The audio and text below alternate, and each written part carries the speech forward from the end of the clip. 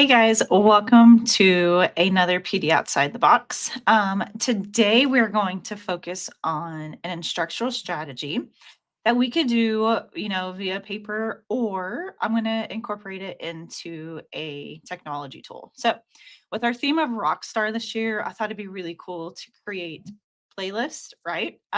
Because rock stars have playlists, music playlists, right? But we're going to do instructional playlist. So I just hopped on to Lead Forward, which is right here, and I took this Play It, Say It, and I just thought of a way that we could do this digitally, right? Because one, we need to make sure we're using our devices with kids in a collaborative way where they can think and they can create and they can do things like that. But two, it's part of your T test. And so I just want to help you guys find ways that you can incorporate technology in an effective way where everyone is learning on this. So, is there anything wrong with doing this on paper? Absolutely not. So this is how you would do this if you were doing this on a paper way, just with using Post-it notes. Super simple. But I'm going to show you a tech way to do that. So this is what I created, and this is in Canva, which you guys know is one of my absolute favorite tools. And so Canva has a whiteboard, and so they have a lot of really great features on this. And I don't know if you guys noticed, but StreamYard now has QR codes, and it should be up in this corner, I believe. But I have created this template for you guys. So if you scan that with your computer or your phone, you will get a link to this actual template that you can utilize however you want. You can change out, obviously, you're going to change out the heading because if you're not teaching seventh grade history, then that's going to be a problem. You can delete that. But everything else you guys can keep on here and just change it the way that you want it to be in the colors. So yay for free templates. And then I will also link the directions on how to play this. So this is what I created. So let's take a look at this. So you don't have to get this fancy up here. It's fine. I just created this header in Canva, just like what I would do with my Google Classrooms or if I'm creating a newsletter or something like that. And so I just put the name of the game, Play It, Say It, and then I put the teak of what I'm focusing on this. Um, that's up to you too as well. You can put instructions, you can do whatever you want to. So right here, I created a play zone. So think of this like a desk or a mat that they have on a table or a folder or whatever. These are little sticky notes, if you will. And so I think this is a really cool feature. I also put question stems for our students because let's be honest, our students do not speak in a level that is academic. They just don't. And so this gives students academic level, higher level thinking on how to present their information, but two, also how to respond. Sometimes I feel like our students don't respond appropriately to other people. And so this gives them different ideas. And so obviously, this is stuff that you would practice in your classroom all the time. So your students might not need sentence stems, but it's always good for them to have this at their fingertips as well. Okay. All right, so we are going to, I say we, it's just me. I'm going to show you how to create something like this. Yes, because you can use this template, but some of you are going to be like, I don't like these colors. I want to change this, and I am all for that. And some of you might want to give the freedom to your students to design most of this, and I am all for that as well. So let's take a look at how we would create this. So I'm going to come up here to Canva. And if you have not signed up for Canva yet, what are you waiting for? It's completely free and you get access to all the free version or all the pro version, everything like that. So I highly suggest you get signed up now if you have not done so. All right, so I'm in my Canva account and this is I'm going to call it my dashboard. It's called your home, your templates. And so I want to use this one right here, the whiteboard, which is a feature that they introduced last year. And so it's really pretty cool. So once I click on this, it's going to take me to this page and my tools will automatically pop up on, not my tools, my templates will automatically pop up on the side here. So guys, there are tons of different templates that you can utilize on this whiteboard, right? So like you have a creative workshop here, you could do Venn diagrams and it shows you all of these different kind of thinking ideas and activities. I could do compare and contrast. They already have these made for you and you literally just drag it over and edit it to however you want to do that. So we're not going to go over that part today. I'm just going to show you how to start with completely blank. But this is a place for you guys to look through and really find different cool ideas to utilize. All right, so I'm going to come over here to my whiteboard. And the cool thing about the whiteboard is I don't know if you can see it scrolling. It's kind of unlimited, which could be overwhelming for some students, but there's a lot that you could add to this. So this could be a working document. This could, I mean, there's like, you're probably tired of me saying the possibilities are unlimited, but it really truly is. Okay, so over here are your tools. So when I first clicked on that, it showed up. You might get to the point where you're making something and it disappears. They also live right here in this feature called tools. So just kind of keep that in mind with that. So the first thing I want to do is I want to create that play zone. So I'm going to use a shape and I'm just going to use a square, just keep it really simple. And then I'm just going to drag and drop it to whatever size I want it to be. So right now the default color is purple on my device. You can keep it that way. If you decide you want to create a really cool header up here and you want to match the color design, that's fine. But how we change that is you see how these two colors match right here? I click on that and then I have all of these different colors. So there's tons of different solid colors. You could also customize it if you know hex codes to certain things. If your classroom has a certain color, you can create palettes right here. So, I mean, you can just do really whatever. If you have students who use certain overlays, this is a way that you could throw that in there without them knowing or being called out. So really, I mean, you can just really do whatever you want. So I'm just going to use this green color right here. Like I said, you can size it, you can do whatever you want to on that. I do want them to know that this is the play zone. So I'm gonna title that. And I'm just gonna use a heading right here. And I'm just gonna title this play zone. You can decide where you want this. Do you want this on the bottom? Do you want this on the top? Like I said, it's totally customizable. So, and you can go through and change the fonts. That's simple too. Just right up here. This is where we change that. I'm going to highlight this and I can move this. You guys know I love this font just because it's easy for our dyslexia kids to read. So that's always one of my go-to fonts. But if you want it fancier, you can do that as well. Okay, so this is where you get to decide how you want to customize your board. So you can already have your post-it notes on the page for the students. You could just leave it like this with a title up here or a teak up here, and the students can add their own. So let's talk about a little bit about the difference. So depending on how you assign this, how you do this link, when a student creates, let me go back to the tools here. When the student adds a sticky note, their name should populate on the bottom. So let me show you what I mean. So do you see how my name popped up right there? And I say should because sometimes that doesn't always happen. So just kind of keep that in mind. If I create all this and I want to share this as a template for my students, my name's going to pop up right here as well. So um so as a teacher, your name would be there. So this is completely up to you. I like this option because do you guys remember not remember, it still happens in Google Slides when people would add things or you're working like in a Jamboard and it's like curious kangaroo captain and you have no idea who that is. I like this option. If for some reason you are doing this and your name's right here, you always can set the standard of please add your name to the sticky note so I know who it is, right? So like you can always set those parameters as well. Okay, so how students get more is we just click back on here and this is a duplicate button and you can click that. You also can do on a Chromebook Control D and that will also duplicate as well. That's a shortcut. So I'm just going to get a couple of those here and let me do a couple on the other side. I will do blue on the other side that we have as well. Okay. So from here, like I said, there's also other ways that you can do this. You could decide, do you want a word bank of the words that you're focusing on? Students can click and drag that to that. Younger grades, or if it's on an IEP and they need visual cues, you can also add images, and I'll show you how to do that in a very important step that you need to create on that as well. Or they can simply just add a text. See where it says add text? They can literally just type in that. So there's a lot of different ways that you can make this work for your students. Okay.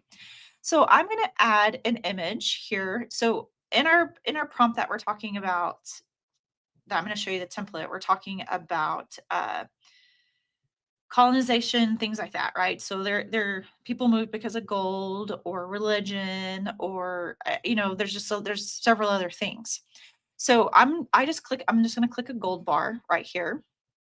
I just searched in that template for gold bar and I'm going to add it to the sticky note. Now I'm going to show you something. Watch what happens if I move the sticky note and I don't group them together. Oh, no, it doesn't happen, right? It doesn't go with that. So if you are creating these for students, make sure you do group them, and I'll show you how to do that. I just highlight this whole box right here and I say group. Okay. Um, so now when I move it, it moves like this. And so it is all together. So that is a really great feature that you have.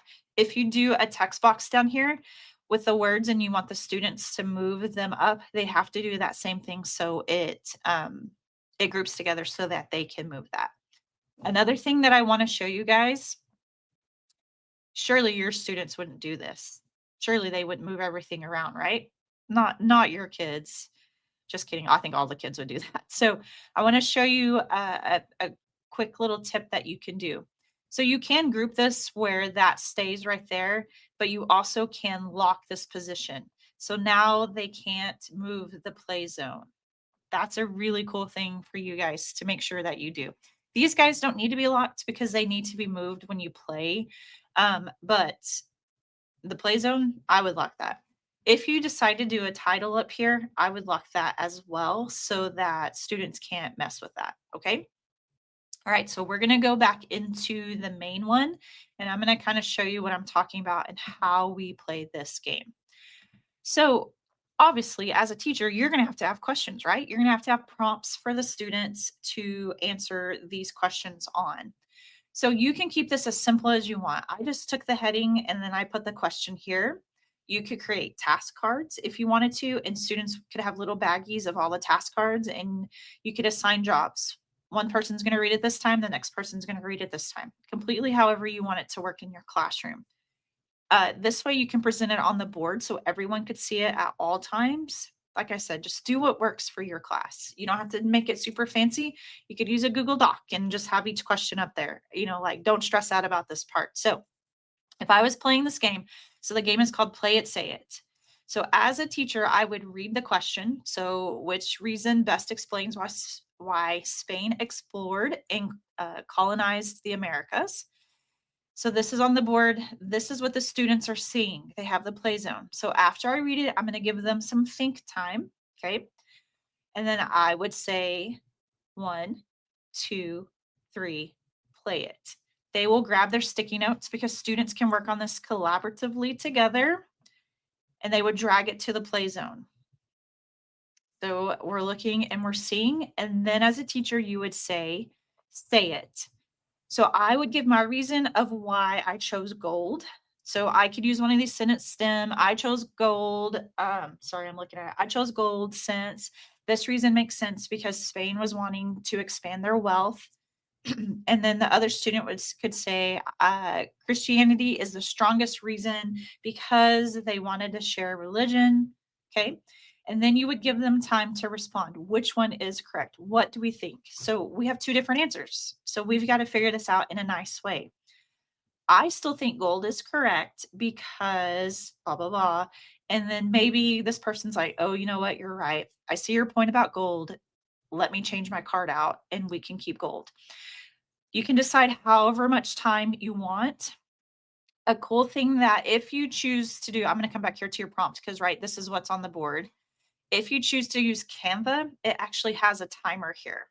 So I can go down to the minutes where I give them a minute to do this. So kids have visual clues. First person, you get 1 minute to talk, or you can even do it as simple as like 30 seconds, whatever. And then the next person gets to talk. That is one benefit of having the Canva presentation to show your prompts. Okay.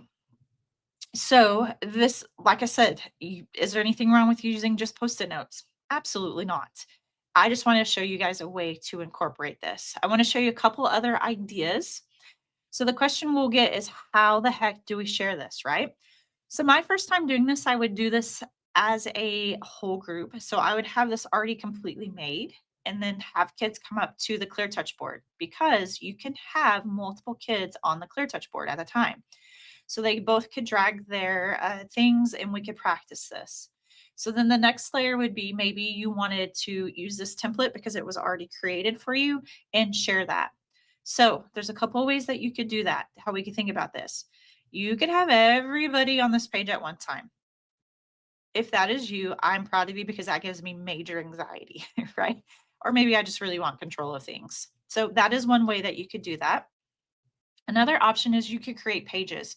So right down here, I have different pages created, and that's really simple. So maybe you have 6 tables, so you would need 6 pages created. Each table correlates to the page. You could even get detailed and say table 1, table 2, table 3, table 4.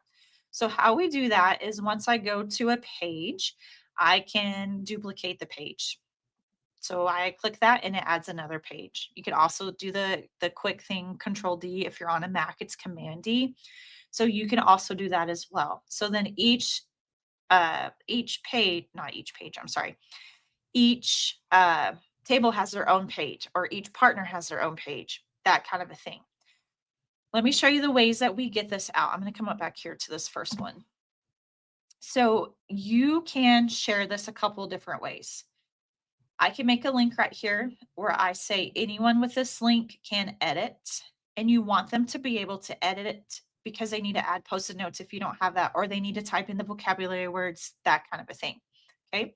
So that is one option. I can copy this link. I can put it in a Google Classroom, or you can also literally assign it to Google Classroom from here. So I just click this button. I say continue.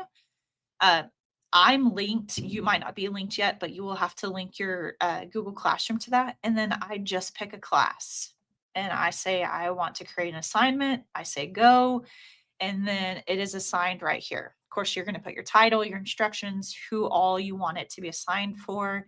You can add all the classes you might want it to be. Completely up to you how you want to attach that. So that is another way that you can do that. Okay. So let's think about all the different ways we could utilize this. We could do it for vocabulary. In math, you could actually have a problem on the board, and the students can add the answers to a post-it note and move them over. Or you can have an answer on the board, and then the students try to figure out the problem. Okay. That one will be a little bit tricky because there could be multiple problems on their questioning and reasoning, but that is another option that you could do with that. In history, like I said, you could use this for characters, you could use this for timelines, you could use this for vocabulary. In science, you could do matching with vocabulary to a label type thing. I mean, y'all, there are so many great things. ELAR, I mean, characters, vocabulary, plots. There's so many great things that you can do with that. Another option I wanted to show you guys right here. This is, I just titled this a Google form. So I always love to see the students thinking, or if you decided to do an exit ticket, you could link a Google form right here with this. So I don't have anything linked to that, but if I was to highlight this, this chain pops up right here, and I could copy my Google form and I can link that right there. So in this one thing, guys, you have collaboration, you have creativity, you have talking, engagement, and you can link to not to figure out, but to have more information of what the student might be struggling with. What did they agree with? Just a little quiz, even if you wanted to, on that in this one little document here. So I do hope this is something that you guys will find helpful in your classroom. I think this is something that you could utilize. Don't forget to scan this QR code for your free. Why did I say free? That was stupid. For your template, for you guys, because I would never charge you for that. For you guys to utilize in your classroom as well. And then, of course, I will also drop in the link in email that link as well as the directions on how to do this. So guys, I hope this is something that you could use in the classroom. I'm excited to see what you do with this. And if you ever have any questions or other ideas, please do not hesitate to reach out. So I hope you guys have an amazing day being awesome educators, and we'll talk to you guys later. All right. Bye, guys.